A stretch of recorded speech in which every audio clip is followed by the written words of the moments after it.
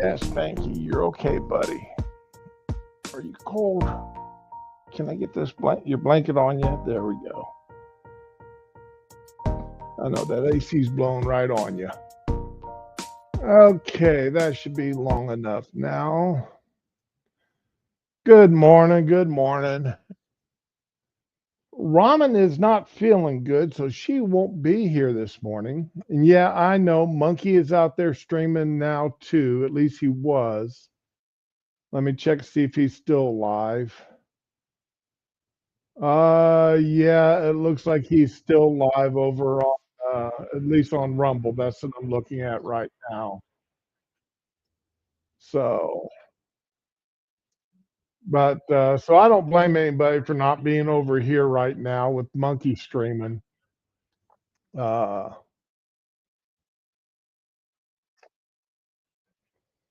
you know, it is what it is. Monkey's going to do what Monkey's going to do. Can't stop him. Don't want to stop him. I'll watch it later. Yeah, Confucius says he who go to bed with itchy butthole wakes up with stinky fingers. I would not know about that. I would not know about that whatsoever there, Data. But good morning to you. Had to take the wife to work this morning. Her car's in the shop, getting a $1,400 brake job done. Damn. And I've got to replace a rear tail lights in my truck today after the stream's over, and then check my power steering fluid. I think I may have a power steering fluid leak, and if I do, that's going to suck because I just gave the wife my last $800 to pay for her brake job on her car. So I may just have to live with filling my power steering fluid for my pump with fluid for a while. It won't be the first time I've had to do that. Won't be the last, depending on where the leak is.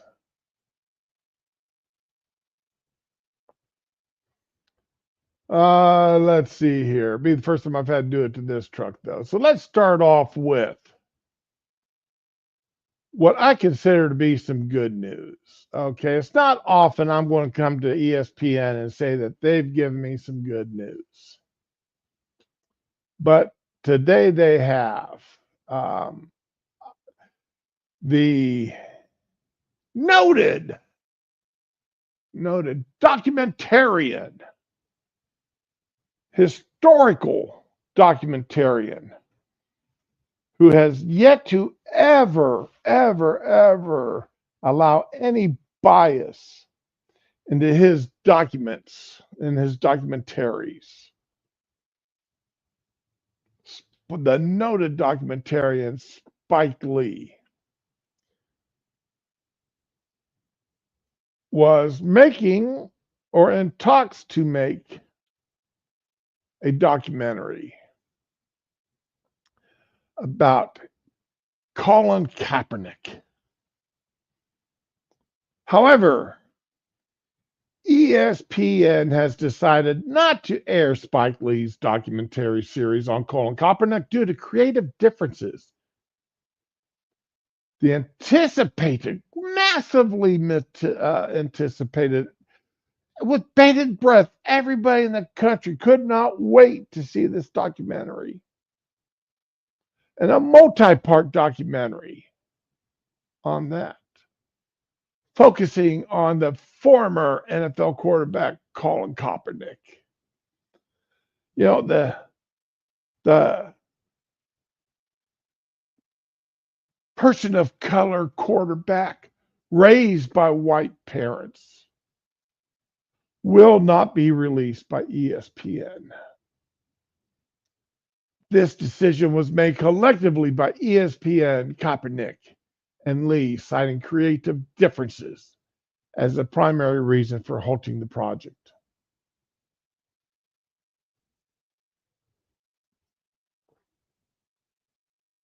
Do I do any mechanical work? Not anymore, Data.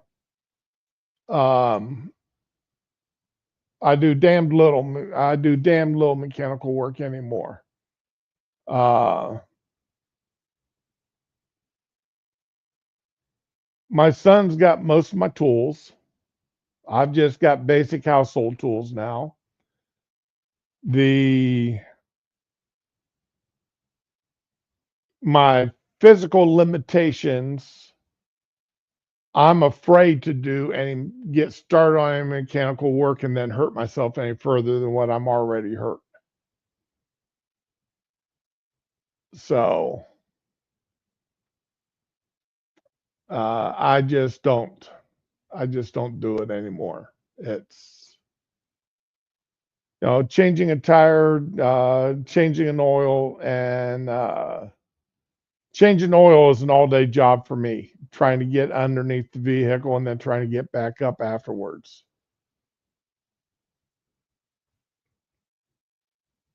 The amount of what it takes out of me to do that is, well,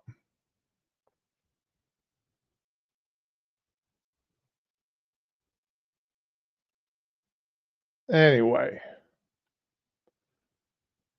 Spike Lee confirmed the cancellation, stating it's not coming out. That's all I can say. While also mentioning he is bound by a non-disclosure agreement preventing him from elaborating further on the reasons behind the decision. ESPN acknowledged the hard work that went into the project, but know that they could not reach a final agreement on its direction.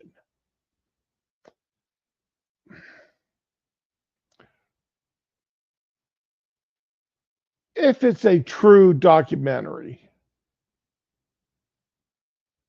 doing nothing but stating facts, not opinions, not biases, but just facts about the man's life. And where there's controversy, presenting both sides or all sides of the controversy, laying bare facts versus opinions and feelings, then there is no direction but one direction. But when you start talking, and when these guys are talking about the direction of the film, that's telling me that they want, that there's wanting to be a whole lot of opinion on this quote unquote documentary. And at that point, it's no longer a documentary. It just isn't.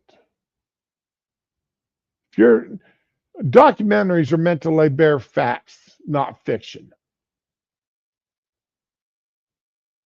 not opinion or opinion only, and not just one side's opinion, but all sides, contradicting opinions. That way, the viewer can take away from it and make their own decision. Yeah, I agree with you, Data. That is a lot of money.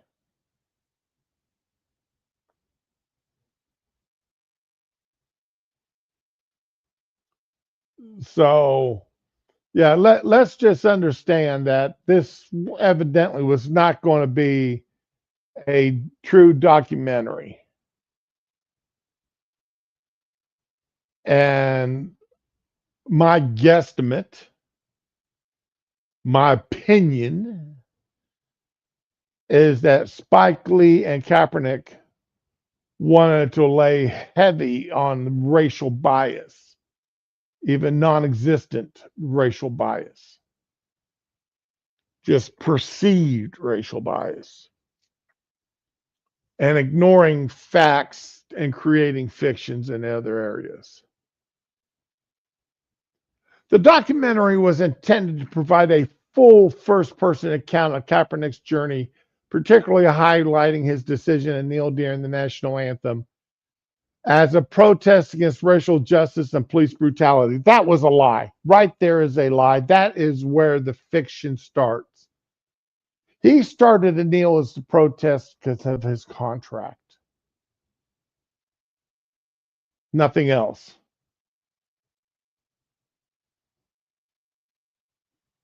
This became a convenient excuse later.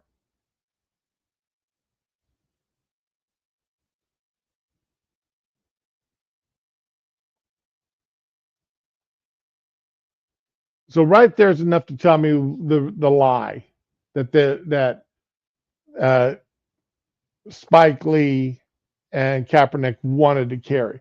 Maybe ESPN actually wanted to tell the truth about it being a contractual protest. And I'm going to say now what I said then about this kneeling.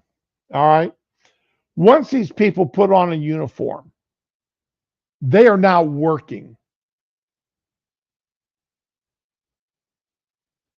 They are at work.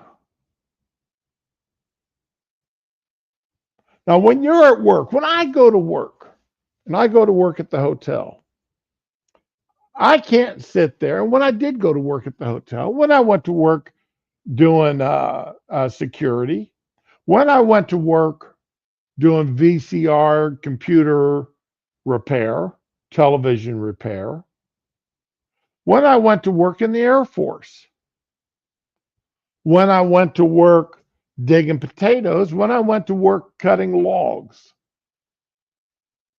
and selling cordwood, fireplace wood by the cord or by the rick. When I was out digging potatoes, when I was out picking peas, when I was out picking green beans, picking tomatoes, picking corn, baling hay, baling straw. I had to follow the rules set forth by the person who was paying me.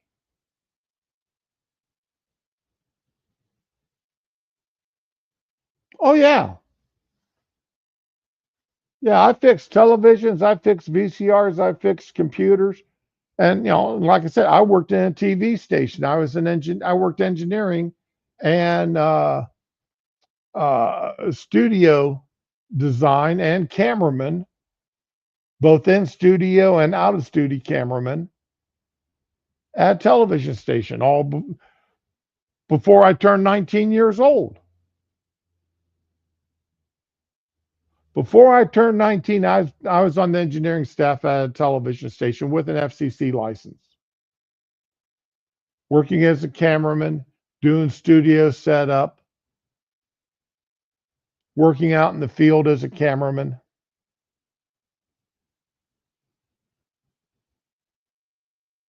Oh yeah, the old CR. I still got a burn mark on my forearm. Hey Willie, good morning.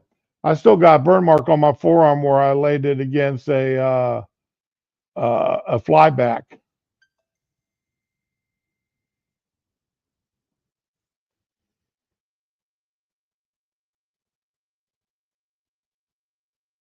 Oh wow.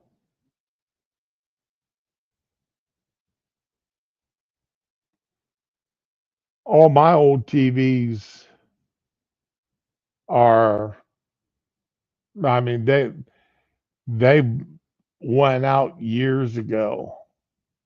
All my CRTs. They quit working years ago, and I got rid of them when I couldn't get parts. Hey Neil, good morning.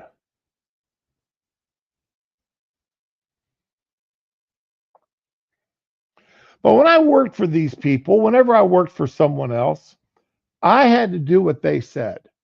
Whether I liked it or not, I had to do as they said. Now, when these football players, they're employees. They're not self employed, they are employees. They are employees of the football teams. They work for the football team and for the NFL.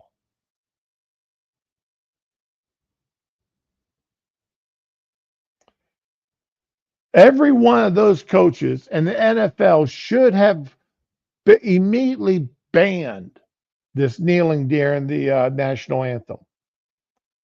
fined every player that banned and sidelined them for the next 3 games every time they kneeled. You want to kneel?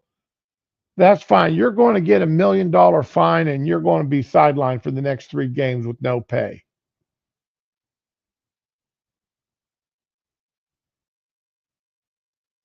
You will not disrespect the national anthem by kneeling.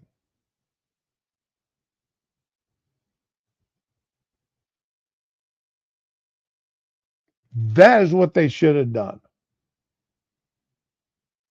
Any player who refused to come out of the dressing rooms until after the national anthem would stay in that dressing room until the end of the game. That tunnel would have been locked to where they couldn't come out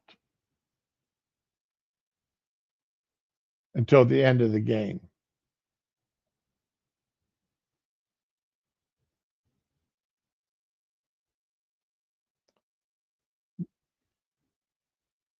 End of conversation. Because as employees, you have to follow the rules of the employer.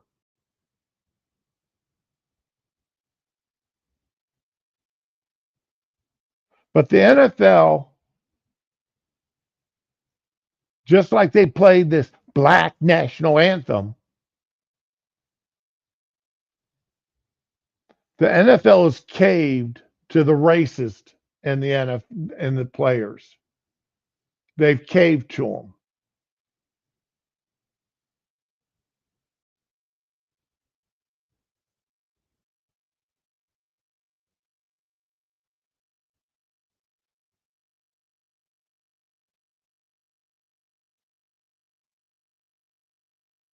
So the cancellation of this documentary, it is no longer a documentary when they're with the lie that they had already said was going to be in the documentary, quote unquote documentary.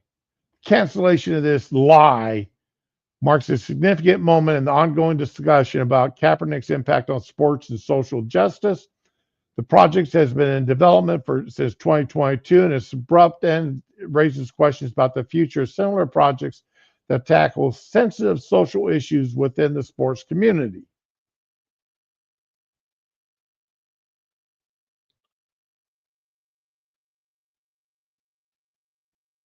Racism by blacks needs to end. Oh, but black people can't be racist because they don't have power. Really? Oprah Winfrey doesn't have power. The black members of Congress don't have power. The black members of the Supreme Court don't have power. Black police officers don't have power. Black mayors don't have power. Black governors don't have power. Black judges don't have power.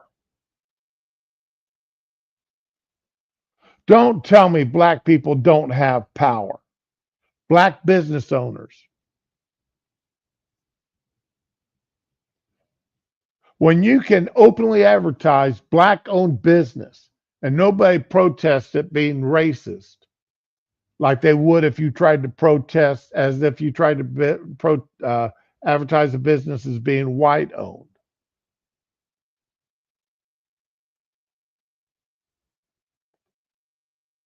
Business advertises all black employees. Or all black female employees. Doesn't get protested against as being racist or sexist. And did Ramen finally get up? No, Dar did. Dar, good morning. Good morning. Welcome, welcome. It's been a minute. Yeah, it has. And how are you doing? What's new in life? Not much. Same old, same old. And, SSD. And and preparation for retirement's going well? yeah, so far. Good, good. Glad to hear it.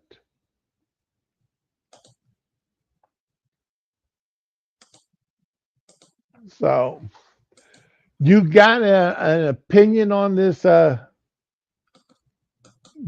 Spike Lee documentary that was ready to air, but ESPN nixed it? I had no idea anything about it. So no, I got no opinion. I knew that they were making it, but I know. it just come to light this weekend that ESPN canceled it, stepped back from it. I mean, it's only been in making for 3 years. Wow, what do you know? So, like I said, my opinion is it got too, you know, I'm surprised, first of all, that ESPN canceled. That absolutely amazes me. They really, really had to take this thing to the far left, to the extremes for ESPN to walk away from it. Yeah, I don't know what it was or anything about it, so I got no comment. Okay, well, Other than to say howdy to Nil. okay. So anyway, uh, that's about as much of that as I really had meant to go on. It's just this little rant I had about that. But keeping with football, Minnesota Vikings. Oh, with their male cheerleaders. Yes. With their Tim Waltz cheerleaders. Yes. There's one of them. Right themselves. Doesn't he just look so gorgeous with all of them female cheerleaders there? Well, they got 2 of them, so. Yep. Well, that's, like I said, that's one of them. Yes. He is just so special, so brave. Very spectacular. Yep. And there's the other one. With such a manly pose that he's got there. I don't think they're trying to be manly.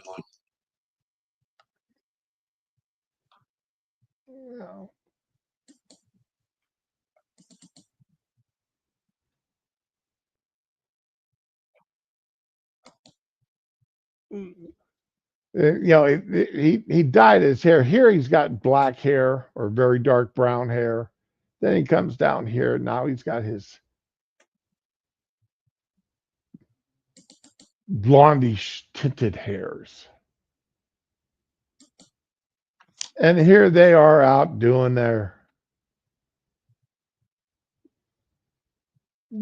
his thing. And it went to an ad. That isn't wonderful.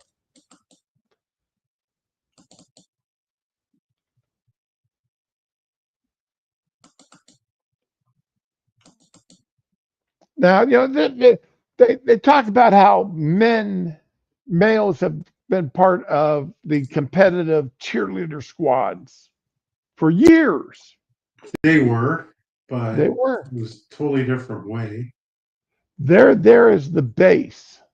They're there to throw the female cheerleader in the air because they can throw the female cheerleader higher. They can catch that cheerleader better than other female cheerleaders. They're there for their strength. They're there with Not anymore. muscle. Their biceps are as big as most people's, as these guys' thighs.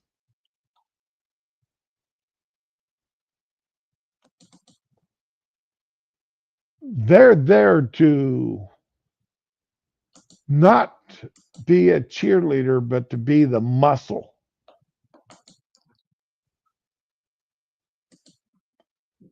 I don't think these guys got enough strength to bust a toothpick or even to pick up one of these cheerleaders, let alone throw her in the air.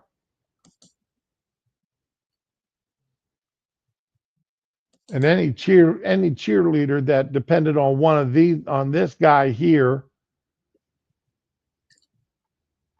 or this guy to safely catch them, well, they better have that ambulance waiting on them, Pretty much. because they're going straight to the hospital.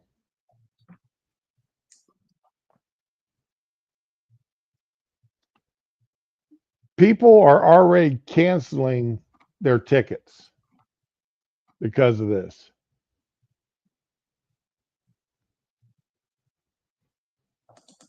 And the Vikings, they're homophobes, sexist.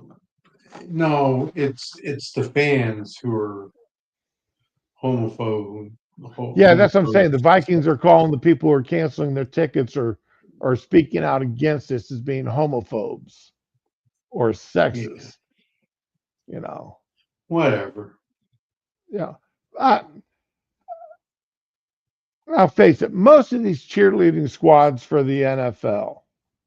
I mean, when you think of NFL cheerleading squads, the first one that pops to mind is the Dallas cheerleaders.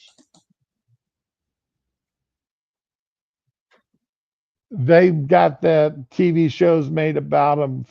In fact, I may even still be making the TV shows about them. About how hard it is to become a cheerleader for them and everything they got, all they have to do. But that's fine. And they probably do have the best outfits out there. Yeah, Debbie was a Dallas cheerleader.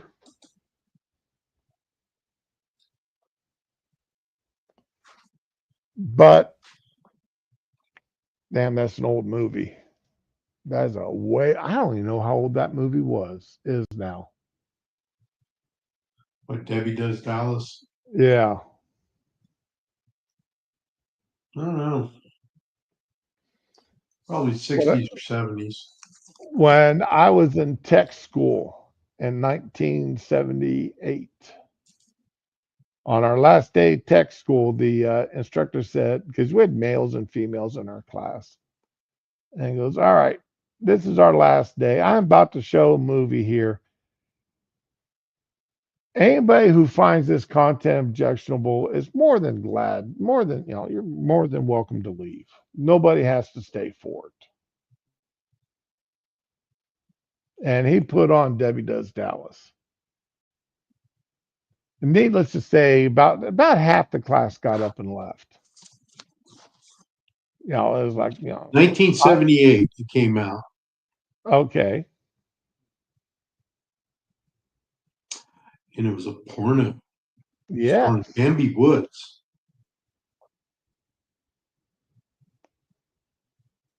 So he put it on for the class to watch, and I'd say about half of us got up and walked out. I thought he was just talking about putting on a good scary movie or something like that, or a movie with a lot of blood and guts and gore. But when it turned out to porno, it was like, nah, this isn't quite for me. Especially, so I got up and left. So that's how much time has changed. But nah, do we really need to see men out there as cheerleader squads? Even women don't want to see men doing cheerleading. Women like looking at pretty women. Women don't like looking at men who look like that.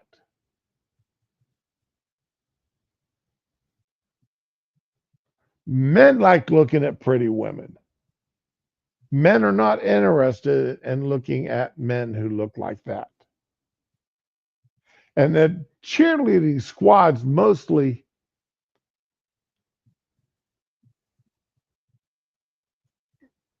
does anybody pay attention to them really on the sidelines during a ball game? Probably not. I know when I used to go to Cleveland Brown games, we never paid attention to the cheerleaders. And when you watched them, when they brought on the cheerleaders, that's when most of us either took a bathroom break or went to the kitchen to grab a snack or a fresh drink.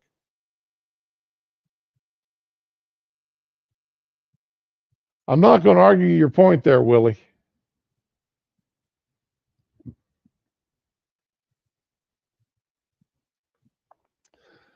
So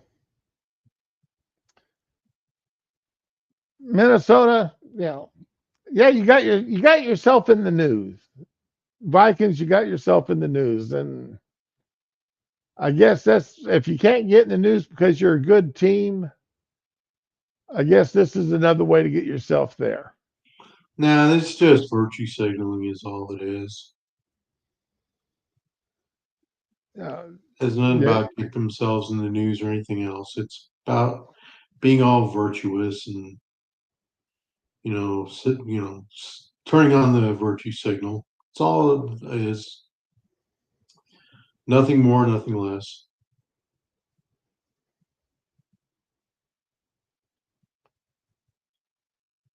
This too pass is just something to um, take your attention away from other things. That's all it is. uh, yeah, it could be both. This will get us in the news, and let's do the virtual signal thing. Or by virtual signaling here, we can get ourselves in the news. Well, Willie is right. They're not men, they're twinks. Totally agree with you there. Yeah, yeah, I agree with you, Neil. Yeah, I'm. Good points made by both guys. Yep, absolutely good points. Okay, now this next two stories hit kind of close to home for me because of my wife's job. My wife works with children, and she's been doing it ever since. That's where I first met her, was when she was working with children, and she's worked with children every year, every week since then, as long as I've known her. That this first story popped up this morning on me, which I wasn't looking for this first story, but it popped up.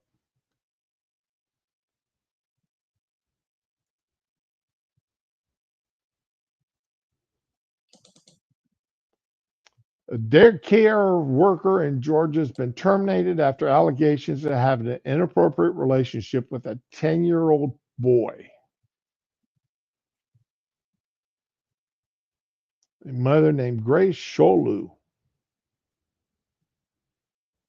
became concerned about her son's interactions with a new daycare worker at a Youth Life Center in Clayton County, Georgia, after noticing the worker's picture was set as her son's phone screensaver and a series of inappropriate text messages between her son and worker who was saved in his contacts as mommy.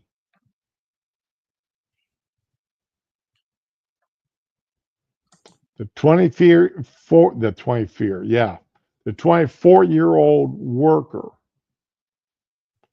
sent her, sent her son pictures of herself in revealing clothing and had given him gifts, including clothes and a gold chain.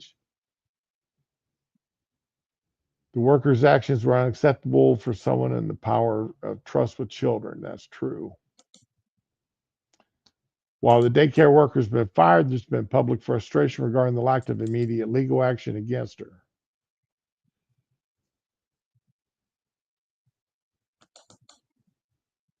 Sholu criticized authorities for not charging the worker, suggesting if the roles were reversed, a male worker had been involved with the young girl, the response had been swifter and more severe. I'm not going to argue. I'm not going to argue against her. She's right. Clayton County Police and Department of Family and Child Services are currently investigating. Now that's bad. Let's say that's as much as it did.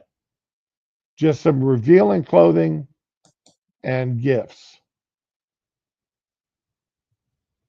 That's enough for the woman to be fired and to lose her license. And yes, and well, I don't know about Georgia, but I know in Florida, daycare workers are licensed. Not just daycare centers, but the workers themselves.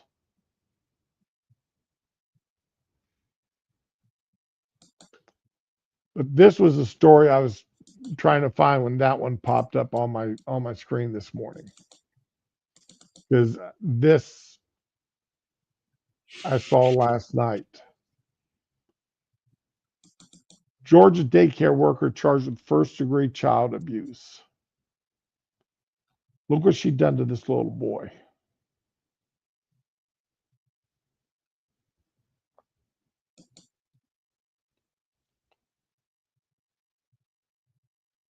That is absolutely horrendous.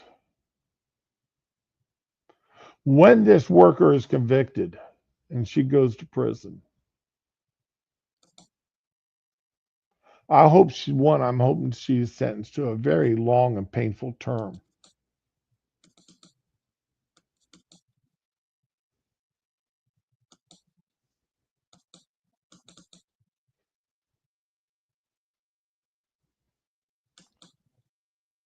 What makes this, there's the woman that did it. There's a picture of the woman.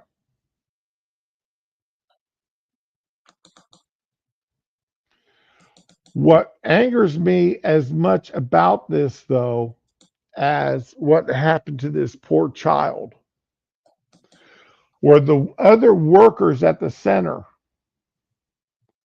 when the police were investigating it before they got their hands on the video, said that that boy's injuries were caused by another child throwing toys at him.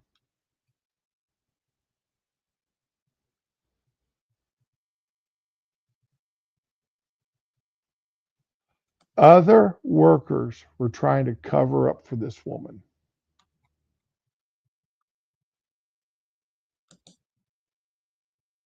Now, I don't know who all the workers were. If they're just employees, then then employees need to be charged. Anybody who tried to cover this up needs to be charged.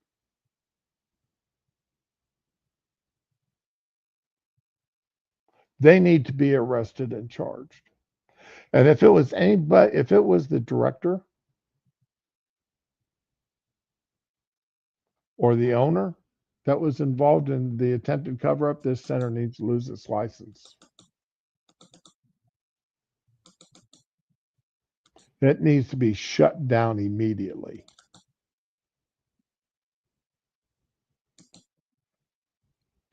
This is unexcusable.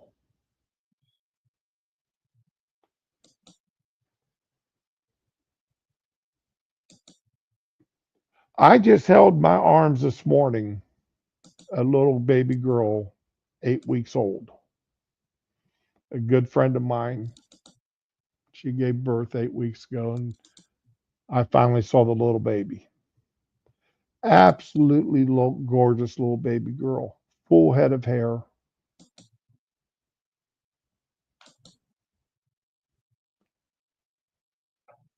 If I were to find out that somebody abused that baby,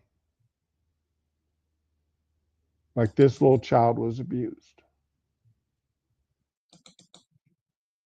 I would stand in line only behind the mother and father and taking care of the abuser. If the police did not have them in protective custody.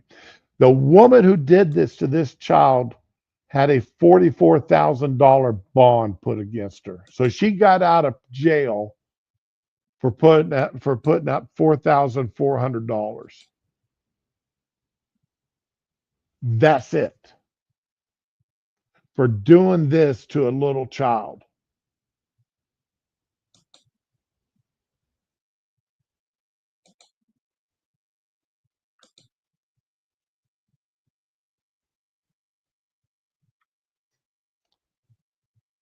Hey, Paul, good morning. No. See, I undid. Ramen has joined the chat. Yes. Raman sent me a note that she wasn't feeling good.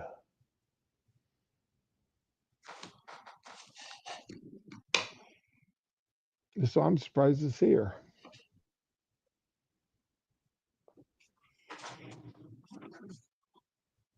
Yeah, why such low bar? Now, this judge is also a judge who, at the beginning of June, made a post on X saying that she hopes all the homophobes have a very ugly or horrible month.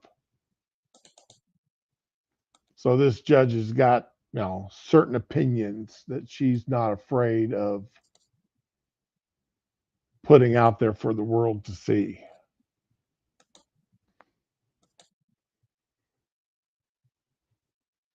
But how any judge could see pictures like this and put out a $4,400 bond? I don't know.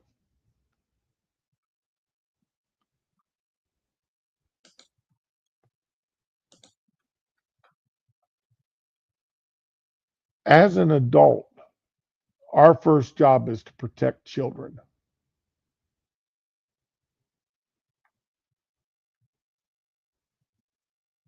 As a parent, our main job is to protect our child.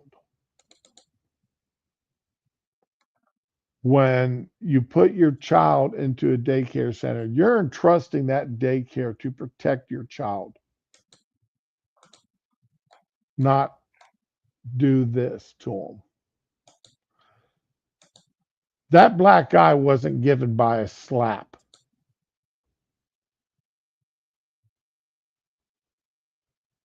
That poor child had to be punched to get that kind of a black eye.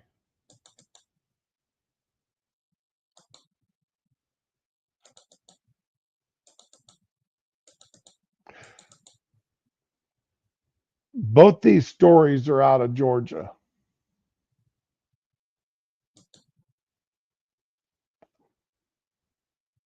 I'm hoping that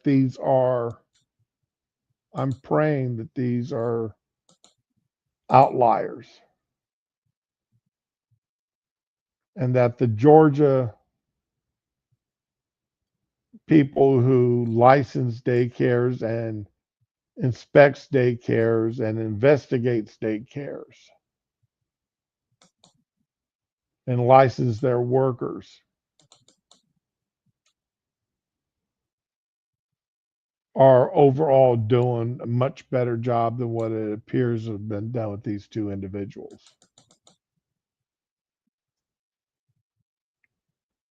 But this just absolutely destroys me to see this poor little boy beaten up like this by an adult.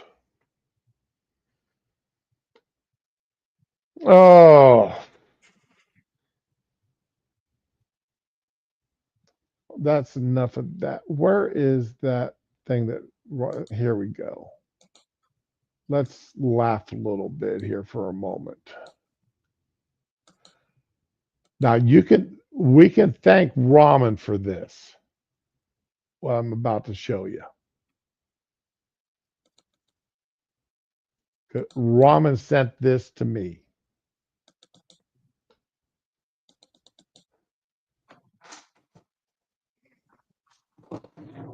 Talking moments. Babe, are you hungry? Say yeah. Oh. Hi, how you doing? Oh, he's talking to you guys.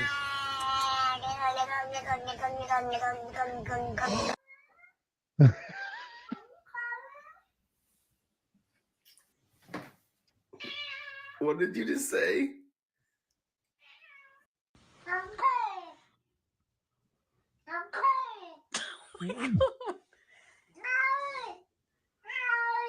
You're fine.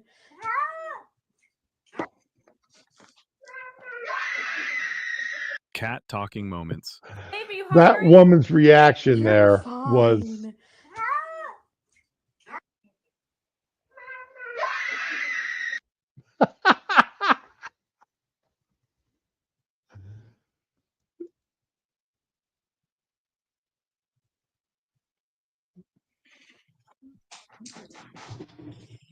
that's that one and the little boys and the cat. Little cat saying the N-word multiple times. Those are the best two.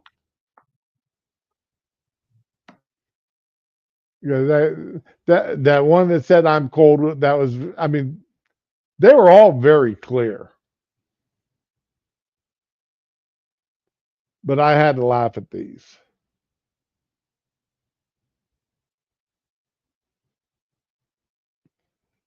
Uh,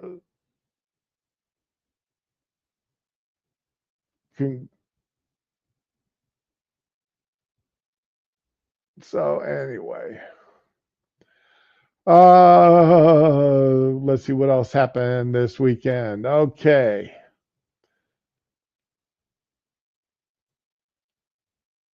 Let's take a Washington, D.C. What do you think about Trump calling out the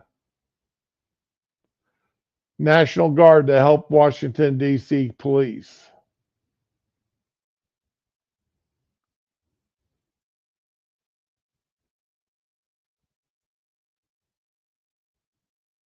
Oh, he's muted. Okay.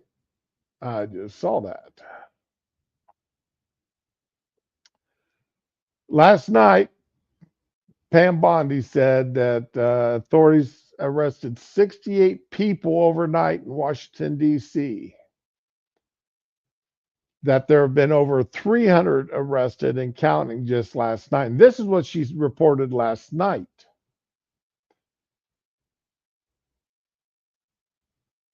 Last night, which would have been Saturday night, the federal and D.C. law enforcement partners made 68 arrests and seized 15 illegal firearms.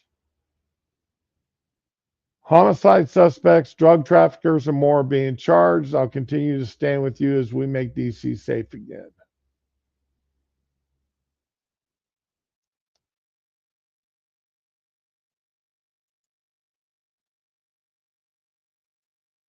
Trump last week said he'd take control of D.C.'s police department. Now, that's been, the left, of course, is rather angry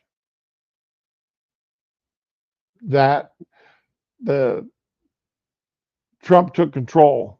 And what he did was perfectly legal. Remember, D.C. was only granted conditional self-rule in 1973, I believe it was.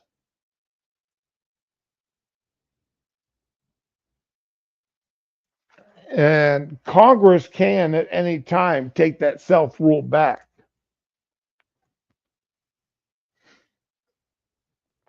Congress can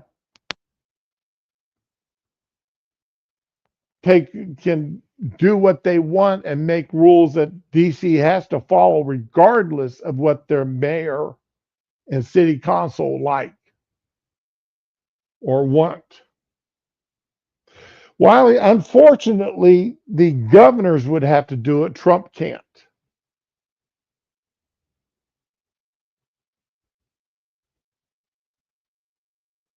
And unfortunately, in the cities that actually need it, most of them don't have Republican governors, and those that do don't have the spine to do it. They don't want to suffer the blowback.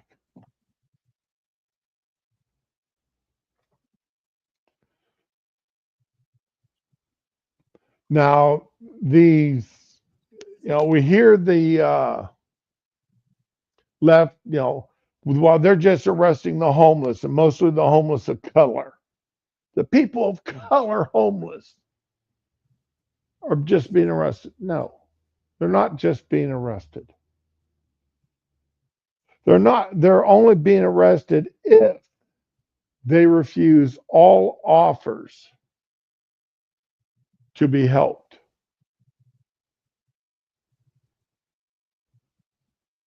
They refuse offers of being taken to shelters. They refuse offers of being taken to the hospital if they need to be hospital, if they need to see doctors.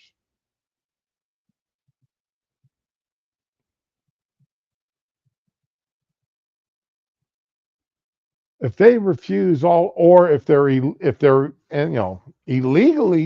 illegals, then yeah, they are being arrested. They're being arrested because they're in the country illegally. If they have warrants out for their arrest, then of course they're being arrested.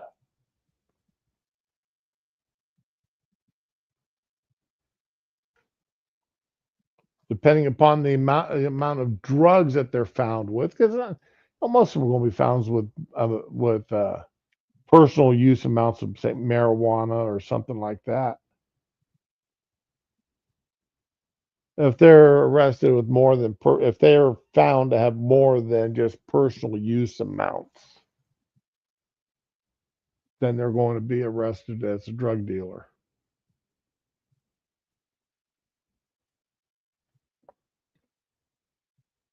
What's going on with the Buffalo school system there, Wiley?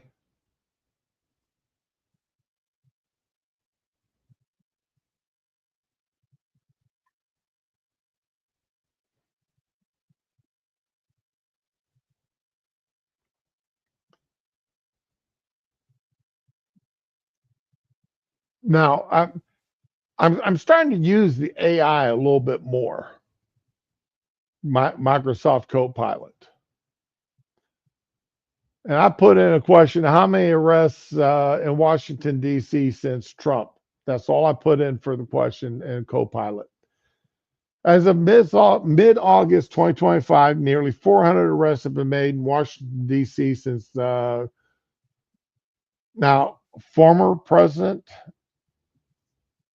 So since President Donald Trump declared a safety emergency and initiated federal crackdown on crime, 400 in recent weekend alone, 137 arrests and 21 federal or illegal firearms seized. Violent offenders, gang members, immigration violators, and suspects wanted for murder and rape.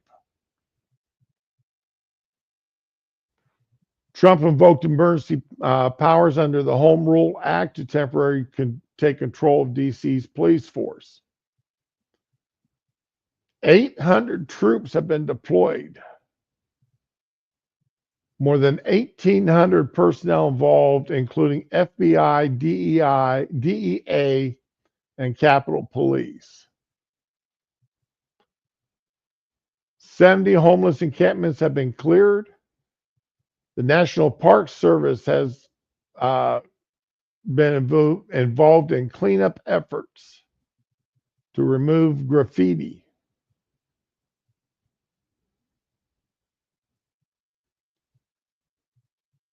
So yeah, they've and just today is the 18th. So in 11 days,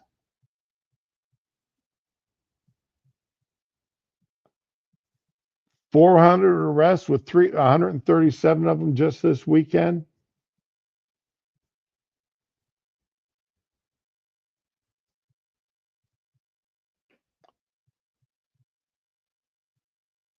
When the police are allowed to do their job,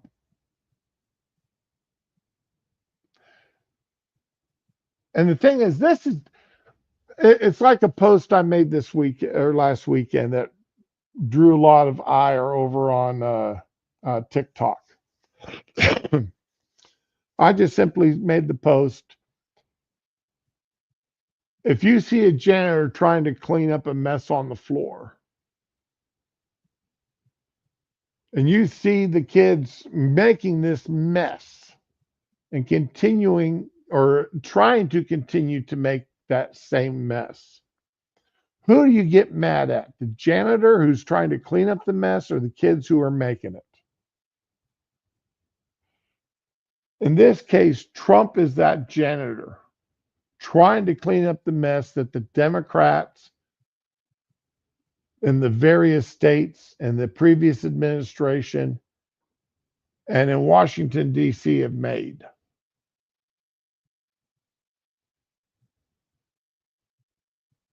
I can't remember the last time a Republican was elected mayor of D.C. I don't know if there's ever been a mayor elected of D.C., a Republican mayor. And I seriously doubt the city council has ever been Democrat or ever been Republican controlled.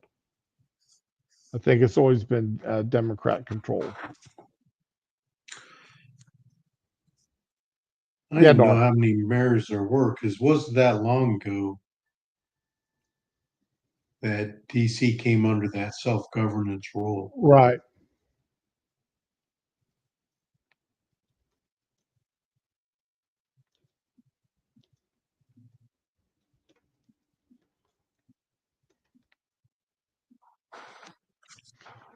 Okay. There's been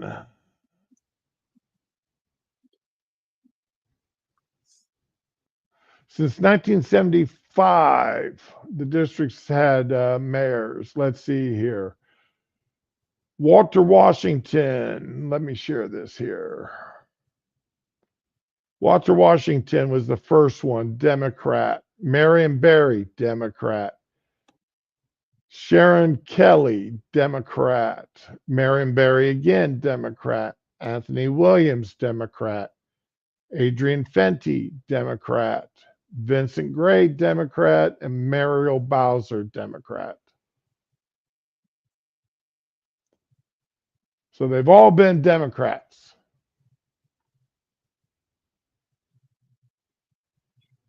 And so, so 1973 was the first mayor they've had.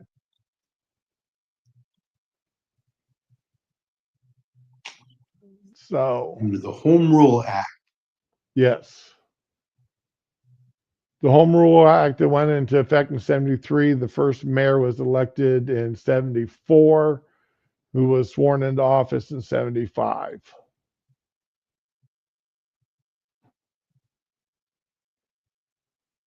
No, I'm not donating $2.75 to Wikipedia. And of these, Marion Barry is the most famous Washington mayor. Yeah. The crack smoker. Yep. With like using hookers.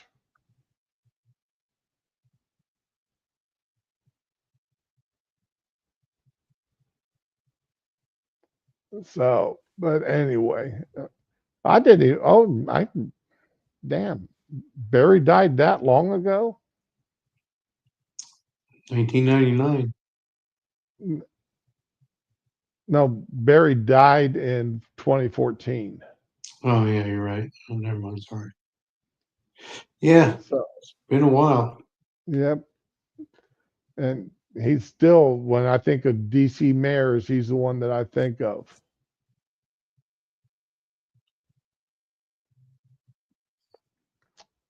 So,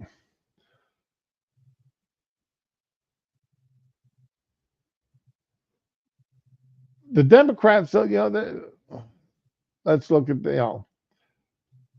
Chris Murphy, Democrat, Connecticut, dismissed Trump's recent crackdown on the nation's capital as a stunt. That the effort is meant to distract from other events in the news. Whatever. You know, And then, well, why he hasn't released the Epstein files? Well, the courts have ruled that he can't release the Epstein files. There's judges out there saying, no, we can't release them. So they're still fighting that in the court system.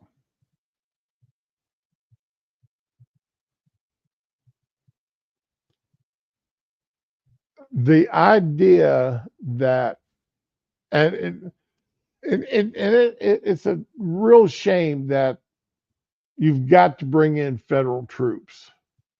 If I remember correctly, last night I was caught a blurb that Ohio had been requested to send in troops to relieve the troops that were there now.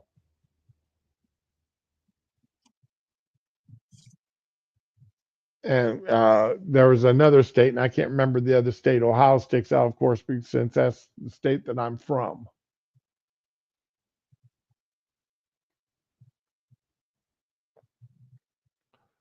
I want to see, you should be able to go to the nation's capital and be safe. You shouldn't have to worry. On Twitter last night, and I should have done something with these videos, but the wife and I were talking at the same time, and I didn't think about it.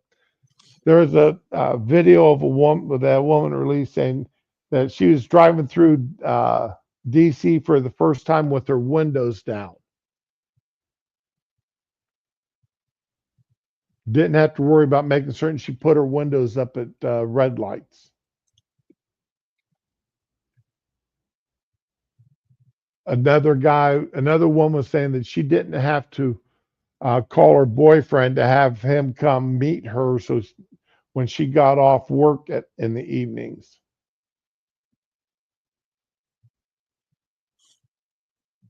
to walk her to her car.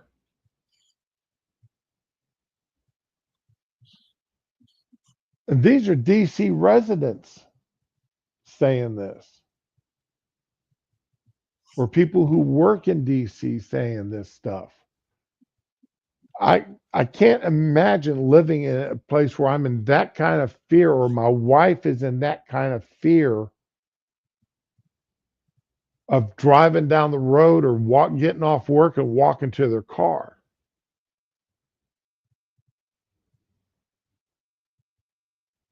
But the nation's capital should be one place where that's unthinkable of that happening.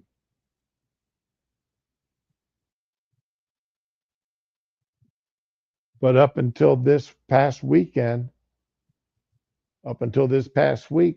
guess from what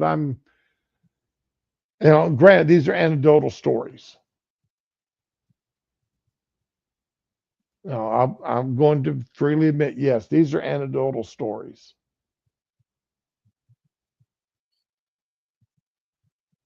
And are they feeding my particular bias, or are they feeding a bias that I may have because I'm willing to believe?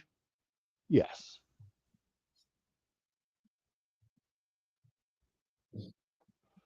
But the fact that there's been this many arrests in just a few days, outnumbering arrests that have been done in the previous weeks,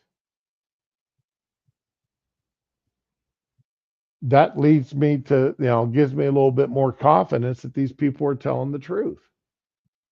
And that it's more than just these people that are putting out videos or putting out tweets or putting out comments in the public arena.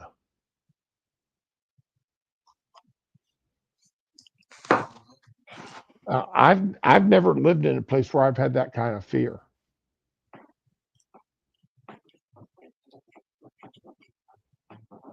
But then until I moved here to Florida, until I got moved here to Florida and moved off base, I never even really locked my car. We never locked our doors at our house growing up. We'd go out take a week's vacation camping in the woods, come back, and our house wasn't locked up, and nothing was stolen. I didn't grow up in an area where I had that kind of fear. Now, do I lock my car doors and such? Yes. But like I said, I didn't have any of these. I didn't live any place where that was a precaution you had to take.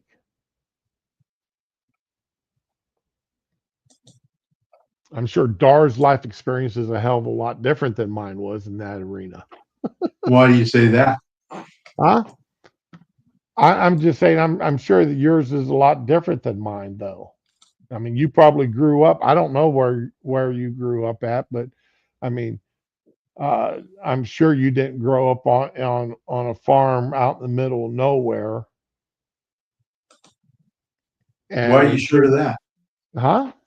Why are you sure of that? Why am I sure of that? Because that kind of life experience is few and far between.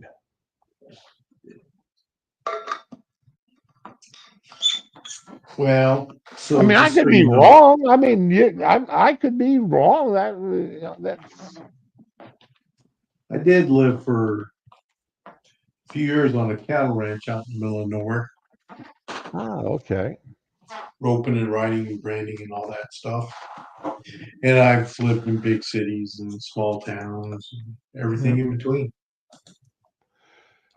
Yeah, data brings up a point and reminds me of a point that DC covers 68 square miles, I think is what the current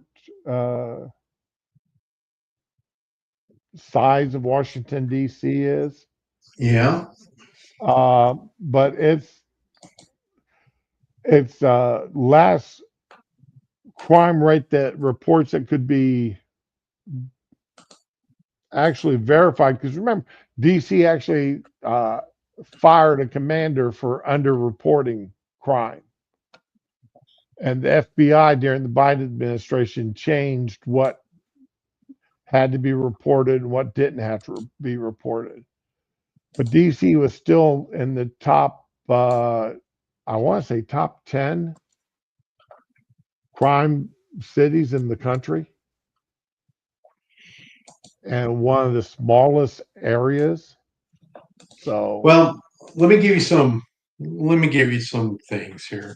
okay. Throw some interesting stuff out there. Back in the I think it was like the mid '80s, right? I was watching this Right. This comedian, and he goes, yeah, I just moved from Seattle, Washington, to Washington D.C. He says, I moved from the city with the highest suicide rate to the city with the highest murder rate. Yeah, just not a do-it-yourself kind of guy. So yeah, for years, DC's had like one of the highest murder rates in the country. Everybody knew it. All right. So Let's see here. In 2023, the violent crime rate was 207.4% higher than the 50 state average. The property crime rate was 124.7% higher. The city's crime rate is 2.4 times higher than the U.S. average, and it was higher than 98.5% of the U.S. cities. The murder rate was 60% higher than in 2022, and the number of homicides stood at 264 in 2023.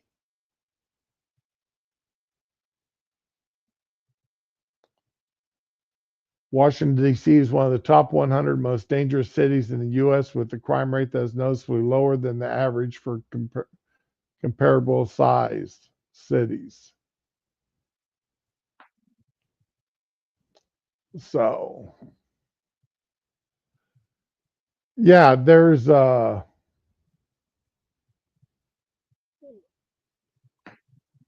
and like I said, if they're using the FBI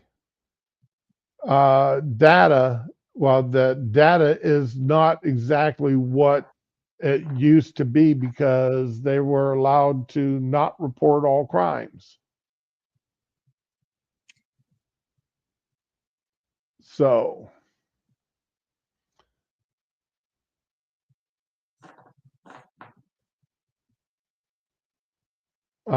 even Newsweek is saying that the crime rate is higher,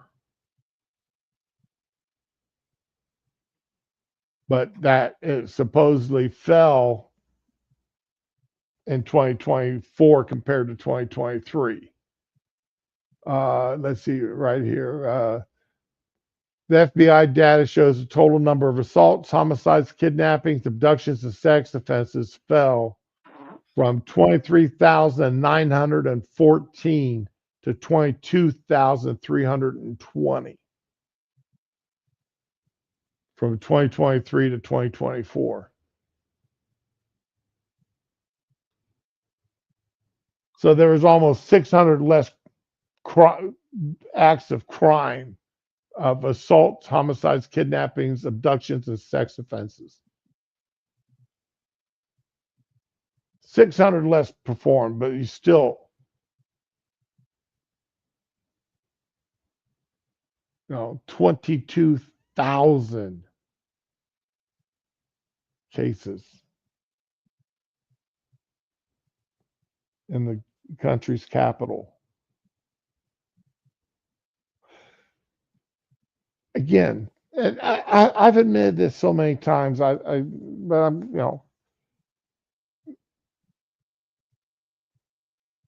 maybe I'm being naive. Maybe I'm being, I'm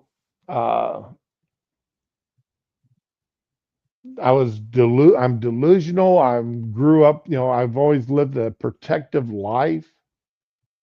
I don't know. But I just consider a city that's had a crime numbers like this, serious crimes like this, I just can't fathom that. And especially happening in the country's capital.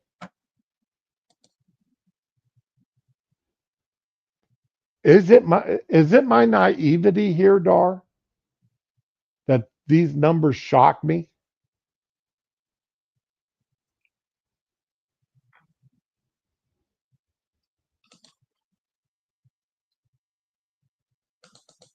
Say it again now. I'm asking, is it the fact that I'm naive, that I'm a person that's never had to deal with this, that these kind of numbers, 22,000 cases of assaults, homicides, kidnappings, abductions, and sex offenses, that 22,000 of them in a year is considered good? Yeah, that doesn't sound good to me, but I mean, yeah, there was 23,000 the year before, so it dropped to 22,000 this year. All right, so you had a 1,600 less assaults, homicides, kidnappings, abductions, and sex offenses. That's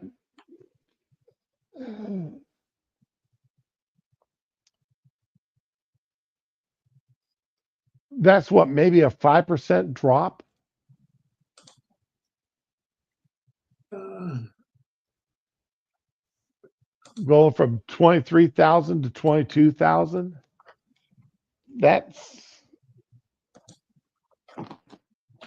I mean, it's, I don't see that as being something to be proud of. I don't see being No, proud of that- having only 22,000 reported cases.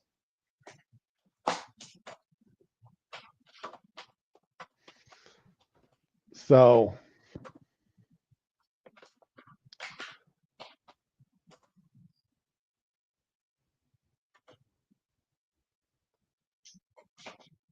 and and to complain that the president is putting the FB or putting the National Guard out there and the FBI out there to assist the police in cleaning up the streets and stopping this crime. The citizens of DC, the mayor of DC, the city council of DC should be happy that they're getting this assistance, that that the crime rate is going to drastically drop. Yeah, you would think, but they're not, because they are so far gone that, anything that the president does, they're not going to be happy about it.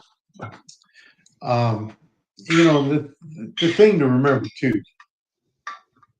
is DC is not, it's a federal city. It belongs to the federal government. Right. It's not, so this whole home rule act and all that, whatever. So it's not like DC City Council and the mayor have all that much authority or power anyway.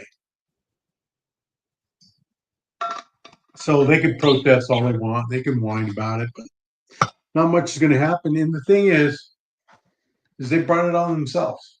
So I don't feel bad for them or anything else. That city does need to be cleaned up. I worked in that city for a couple of years, and I will tell you, I'll be happy if I never have to go back.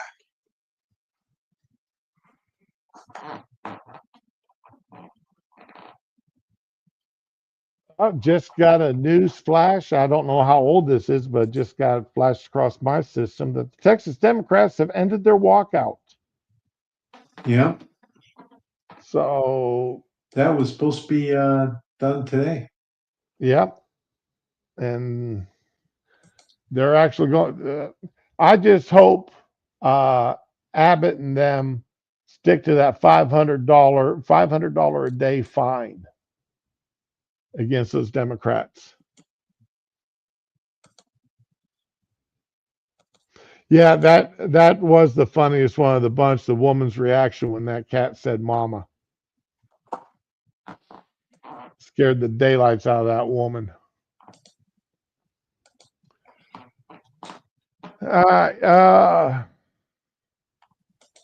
Coming back to Florida. You heard about the truck driver this weekend, Dar. What's that? The illegal truck driver from India. Yeah, who did that illegal U-turn? Right. Just so that people who don't know, here is I know it's off of Instagram, but this was the best version of the video that I could find.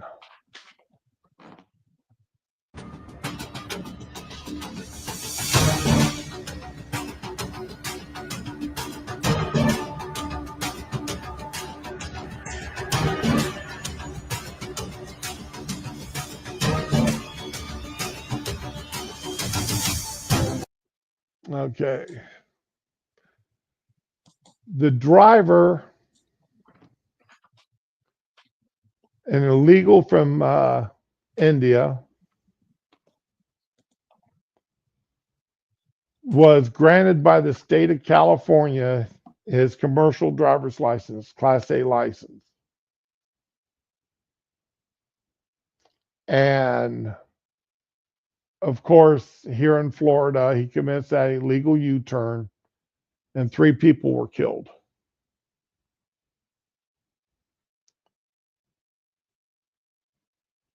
The driver is now been charged with 3 counts of vehicular homicide, and of course being charged by ICE for being in the country illegally.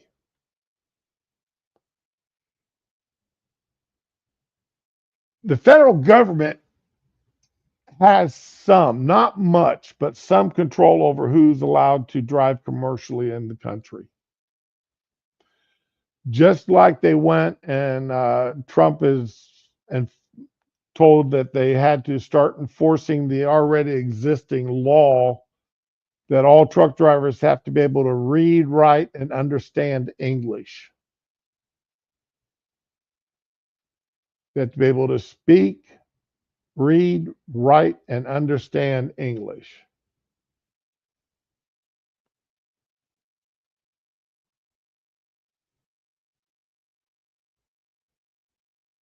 I would think that the ICC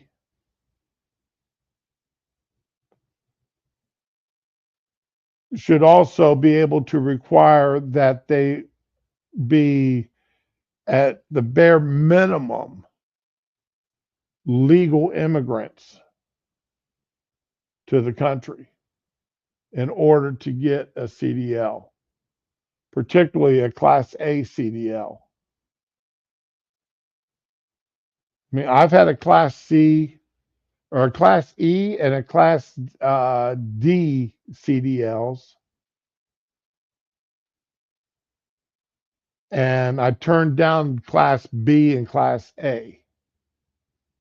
I just didn't want the additional cost because I already had passenger endorsements and hazardous material had passenger hazardous material and potable water endorsements.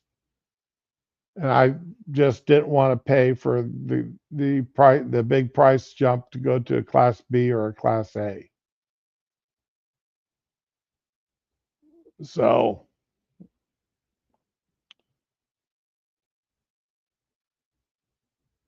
but you would think that there'd be at the bare minimum that a illegal would not be able to get a CDL license. However, in doing a little bit of research this morning on this,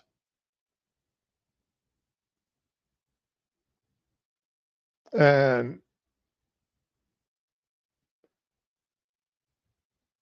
as of 2025, several states explicitly restrict driver's licenses for individuals who are in the U.S. unlawfully. Florida, Wyoming currently invalidate out-of-state licenses issued to illegals. Florida did it in 2023, and Wyoming did it this year. Tennessee is expected to be signed. Tennessee's legislation restricted licenses for undocumented immigrants is expected to be signed into law. So this guy was driving in the state of Florida illegally to start with.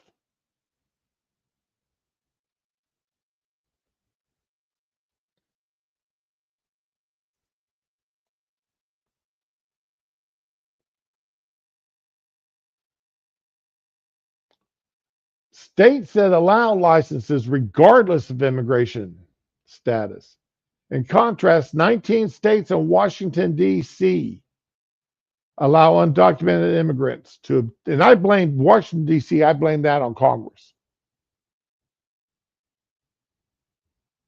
I blame that on Congress. And I've already this morning written a letter to my Congress critter saying, hey, why in the hell does D.C. allow illegals to get a driver's license? Congress can pass a law, and I'm sure Trump would sign it, preventing illegals and stripping illegals of having driver's licenses. California, Colorado, Connecticut, Delaware, Hawaii, Illinois, Maryland, Massachusetts, Minnesota, Nevada, New Jersey, New Mexico, New York, Oregon, Rhode Island, Utah. Utah's the only state here that surprises me. Vermont, Virginia, and Washington They all allow illegals to get driver's licenses.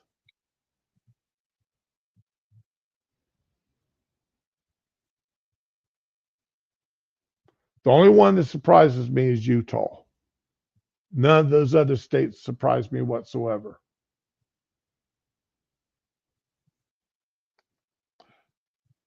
No, Florida does not allow illegals to get driver's licenses there, Data.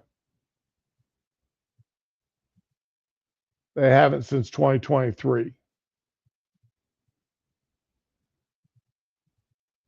And in fact, like I said, that guy was driving in the state of Florida illegally anyway, because illegals with the driver's license is not allowed to drive. It's illegal for them to drive in the state of Florida. In Florida and Wyoming, they're illegal. In Tennessee, supposedly that will happen this year.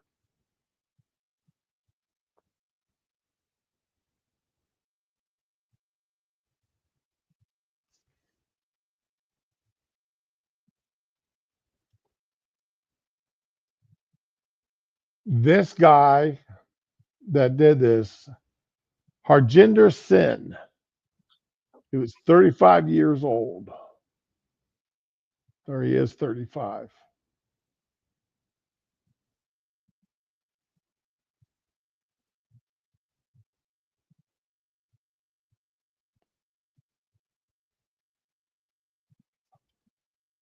I am sure that there is a way that our Congress can take care of this.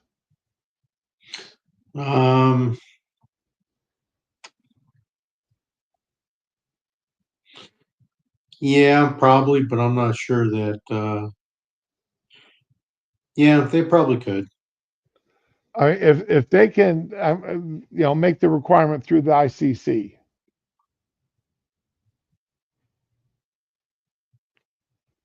And I know I constantly berate the idea that these alphabet agencies can make regulations that have the effect of law.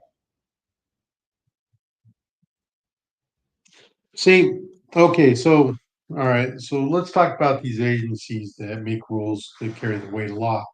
The reason they do that is so that Congress does not have to put their name to anything, and then hence they can say, "Well, I'm not the one that did it," and to get reelected. That's the reason for all that, and that's the reason why we can keep getting these new agencies, and that's the reason they're always put under the executive branch. So, with that being said, Congress either needs, but see, and that's the thing, Congress and they need to get off their ass, show some backbone, and pass laws because the whole well, they're violating my constitutional rights. If you're illegally in this country, the Constitution does not apply to you.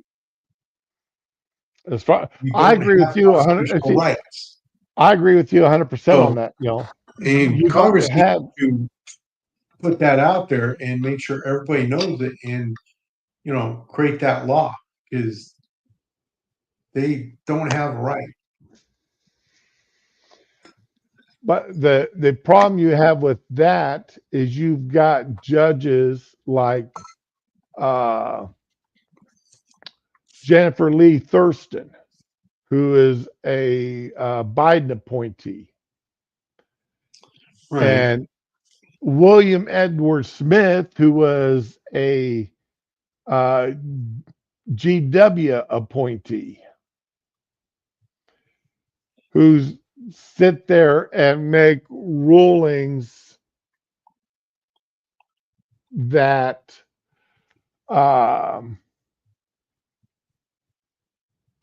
illegals have constitutional safeguards and can't be deported, or that the Justice Department, this is okay, Jennifer Thurston, she just made a ruling, ordered the release of a Syrian illegal and barred her rearrest without constitutional safeguards.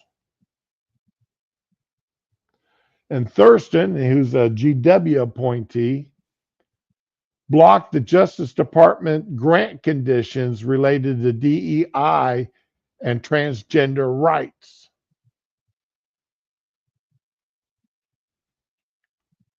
So, you've got one judge sitting there saying that no, this illegal's got constitutional protections. A Syrian illegal to top it off. And another judge saying, no, you can't, these grants, you have to give them out. You made the promise that this place could have this money. Now you can't withdraw that promise. You still have to give the grants out. So you got these judges who are sitting there and are actively working against the president and what they were, stuff that they campaigned on, promised the American people that if elected they would do, and got elected by popular vote.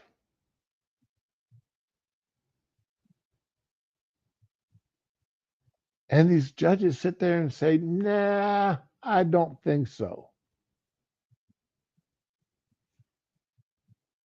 Despite the Supreme Court ruling that they can't do that anymore.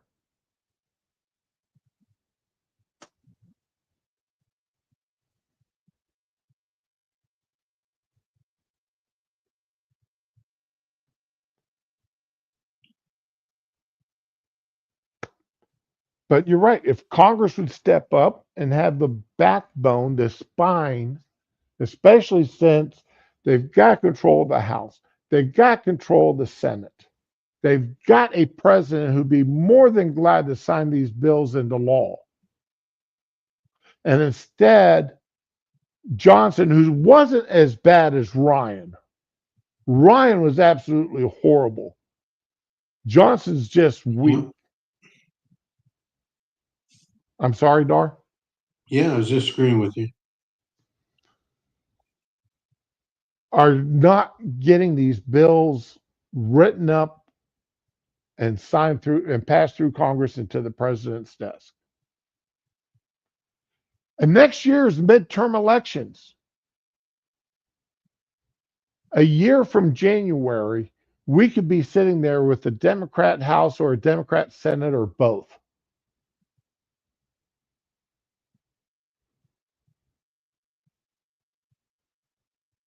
And it'll be just like the last time. They'll spend more time working on impeaching Trump than doing anything else. He'll get impeached at least 2 more times.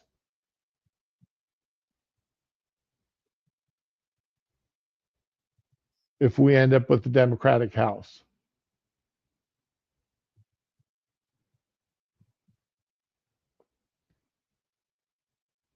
And then he'll become a 5-time impeached president.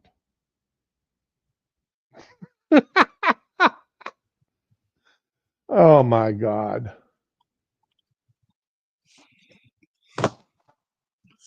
I'm just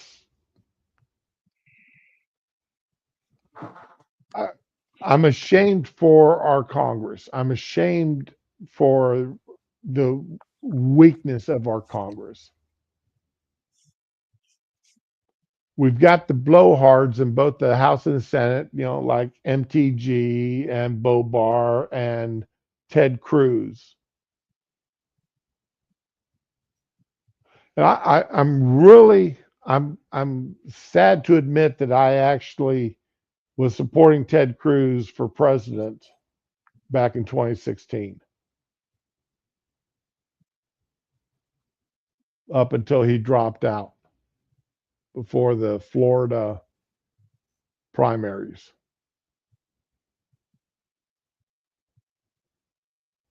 And then that's when I threw my support to Trump.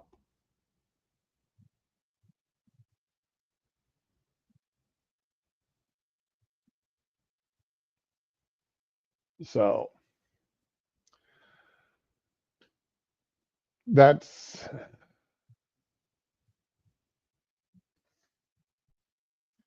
well. Anyway, Dar, what did you got that you want to bring up here today? No, nothing really. I just had a few minutes, so I thought I would stop in, Okay. just see what's going on. So, what has made your life interesting then? Not much anything really. And Nothing that interesting. Just living day to day. new cars, new toys, new girlfriend? No, none of the above.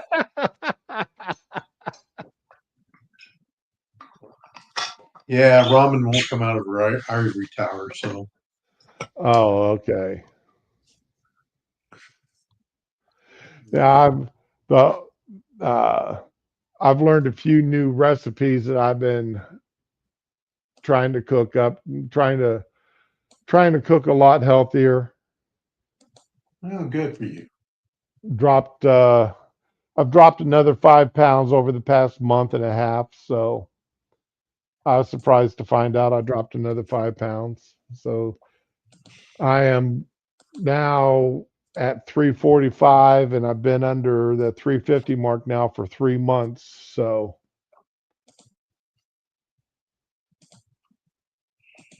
Well, Rama's good. just now realizing you're here. Oh, is she really? Yep. Uh,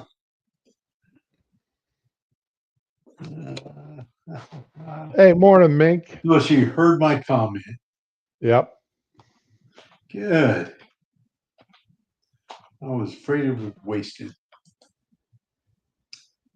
But yeah, I'm doing a spinach pasta for dinner one night this week.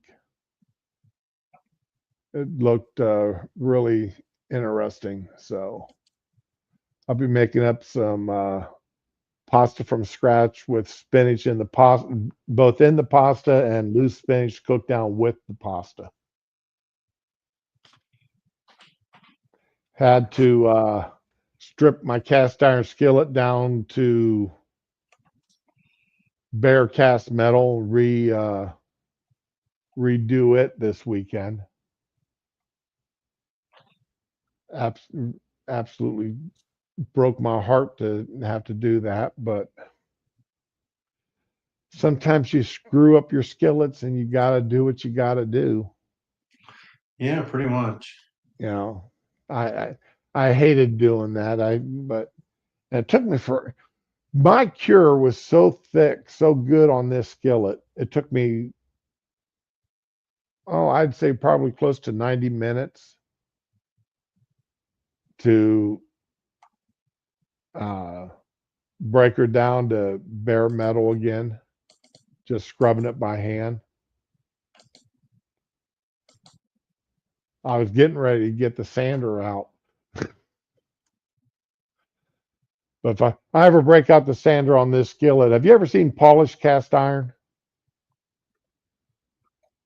Um, I don't know. I haven't really thought about it. Okay, let me see if I can. Let's see. Polished cast iron skillet. Here we go. And get images.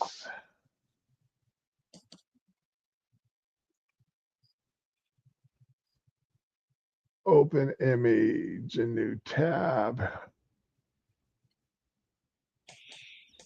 There we go. And let me share this now. I mean, we all know what a standard cast iron, black cast iron skillet looks like. Yeah. Well, there's one that's been polished. Yeah. And from what I understand, that holds a seasoning much better than a standard cast iron skillet.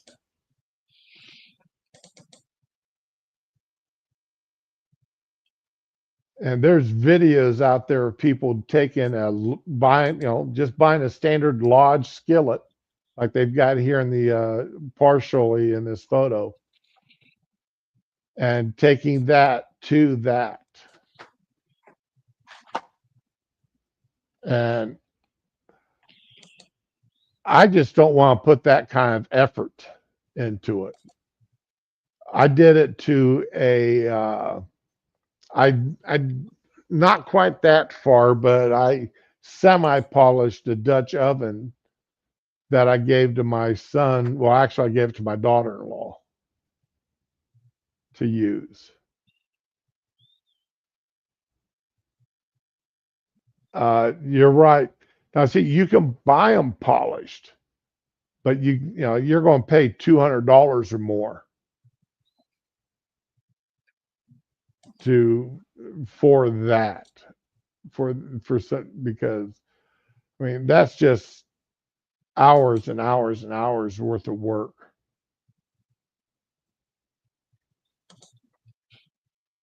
To do that. But from my understanding, they cook like glass. No, absolutely nothing sticks to it.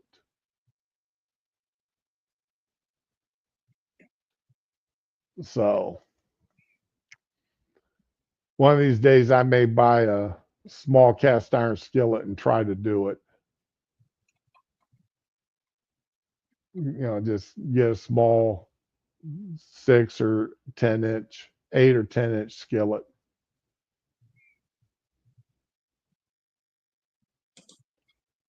So last night I made up basically what I did was I took tortillas and put them in a cast iron skillet, then layered taco meat and refries and black beans and cheese, and just layered that up, then put it into the oven and baked it until all the cheese melted down.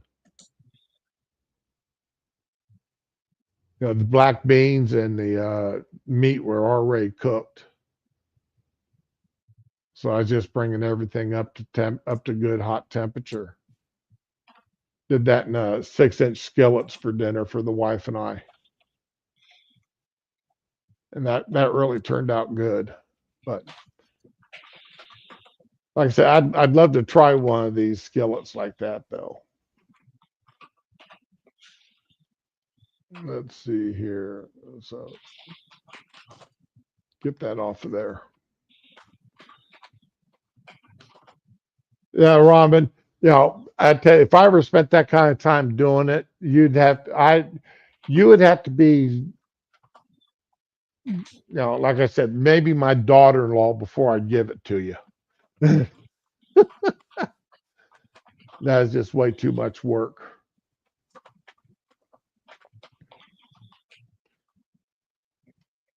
So, well, anyway, that's about all I had for ranting and raving on today. Do you rant and rave? Unless Dar's got any, well, I mean, that stuff with that going on in that daycare center, that little boy getting beat up like that, and then having the teachers lie about what happened. Not just the teacher Yeah. that did it, but the other teachers that worked there. Yeah, that's pretty sad. It's just, That just absolutely infuriated me. yeah, I don't know why they would do something like that, but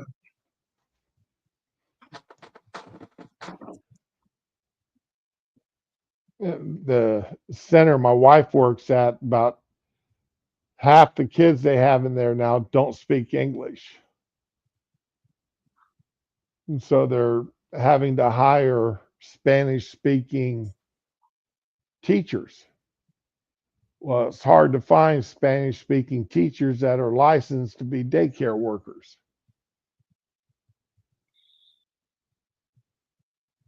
That have, you actually have to have a college degree and pass a test to be a daycare worker in Florida. So trying to find someone that speaks both English and Spanish is kind of difficult when half your kids don't speak any English whatsoever. But that's what my wife's going through. I bought her one of these earbud sets that translates uses the translation program in your cell phone Yeah. and transmits to you what's being said by the other person, but it doesn't translate for them unless they've got and I personally, I think the centers, I mean, because those earbuds aren't their earbuds are over the ear. The ones I got from my wife are over the ear things. And I still think that centers should buy those translation ones for the teachers that don't speak English.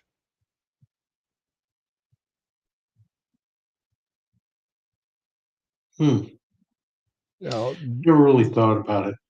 so they can be so they can understand. Tell you another lie. I'm not telling no lies here.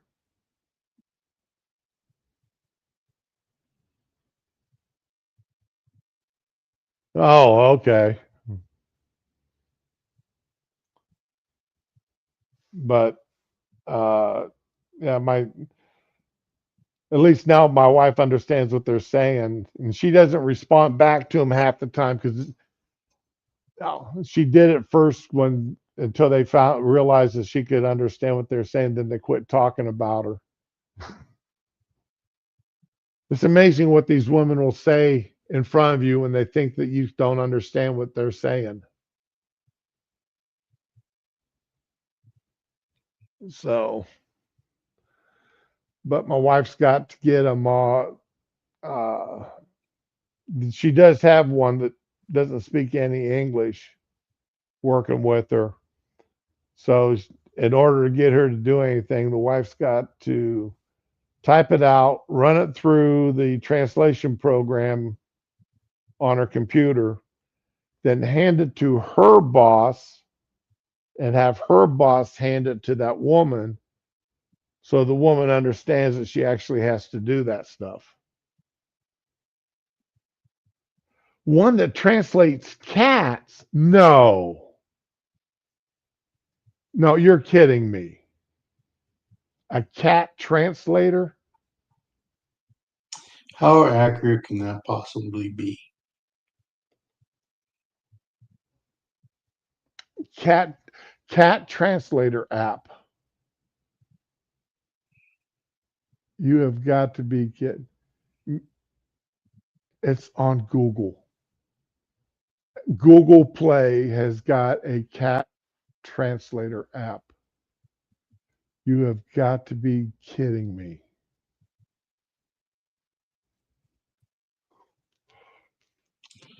Proof that people spend their money on stupid things. It's only got a 1.8 out of 5, but still. I was telling the wife last night, Spanky was outside barking and wanting to come back in. And I said, I wish there was a way we could tell him, shut up, we're on our way.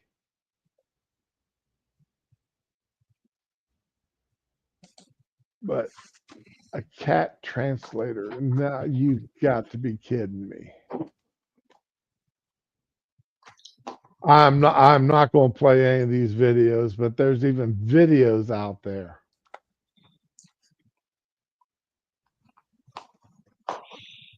Meow. 5 best cat translator apps of 2025. No. Raman, what rabbit hole you sending me down here? Furlingo, real-time voice analysis, a 4.5 out of 5. Meow Talk, a 4.6 out of 5. Cat Talk, human to cat, cat talk to cat.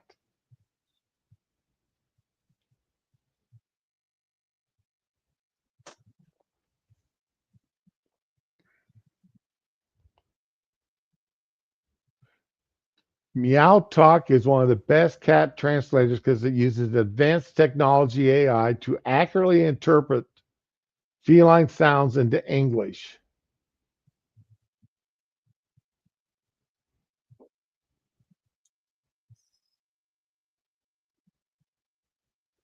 Cat Talk. Cheapest to buy, includes historical data charts. Cons that may lack appeal to those who are very familiar with technology.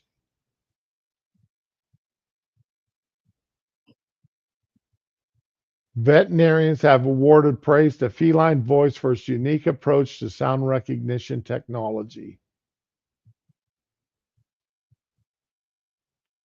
Multilingual pet households. Oh my God.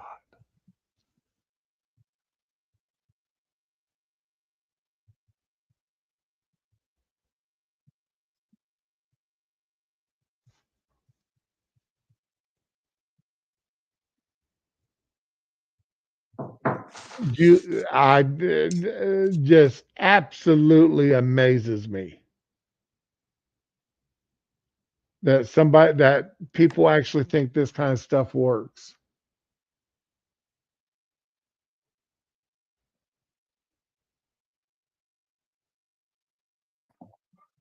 All right, well, I'm gonna go grab lunch and All right. I will chat with you Yep. I'm folks going to go later. ahead and on this, I'm going to end the stream.